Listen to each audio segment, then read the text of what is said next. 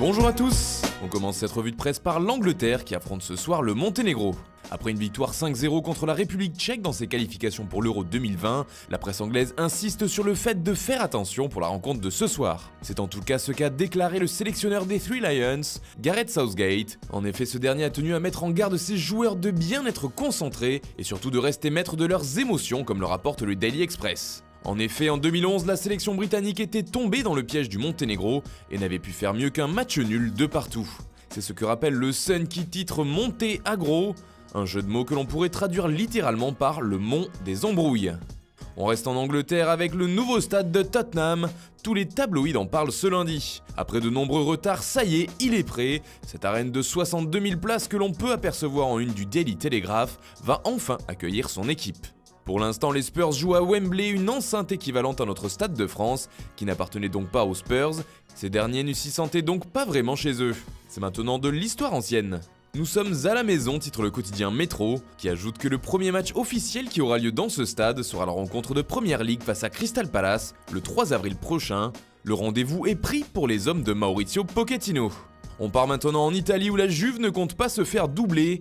Si la course au classement est déjà bouclée en Serie A, c'est sur un autre dossier que la vieille dame essaye de solidifier ses positions, l'avenir de Moise Kean.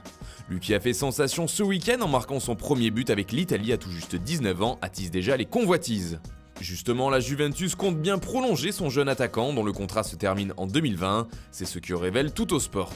Fabio Paratici, le directeur technique du club turinois, serait déjà en discussion avec l'agent de Kean, un certain Mino Raiola pour parler prolongation. Affaire à suivre.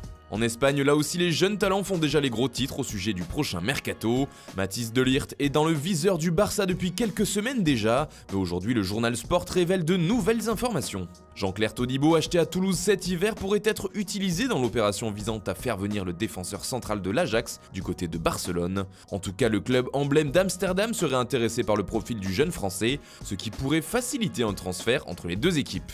Et pour Mundo Deportivo, le Barça ratisse encore plus large et il lance une offensive pour De Ligt, mais aussi pour Jovic, explique le quotidien catalan.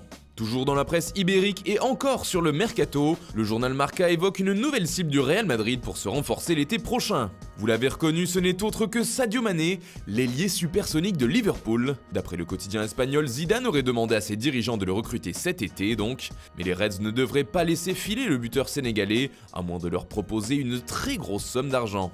Lui qui est si important dans le jeu de Liverpool et qui a été un grand artisan de la qualification du club de la Mersey contre le Bayern Munich en Ligue des Champions. Enfin, on termine par la France qui affronte ce soir l'Islande. Après une victoire facile en Moldavie, il faudra monter d'un cran pour les Bleus face aux Rugge Vikings islandais, explique la Provence. À l'abordage, titre le quotidien régional. Côté visiteur, le ton est forcément moins conquérant, comme ici avec le journal Frétabladide, qui se demande si David arrivera à battre Goliath. Voilà, c'est tout pour ce matin. Bonne journée à tous, on se retrouve très vite pour une nouvelle vidéo sur Foot Mercato.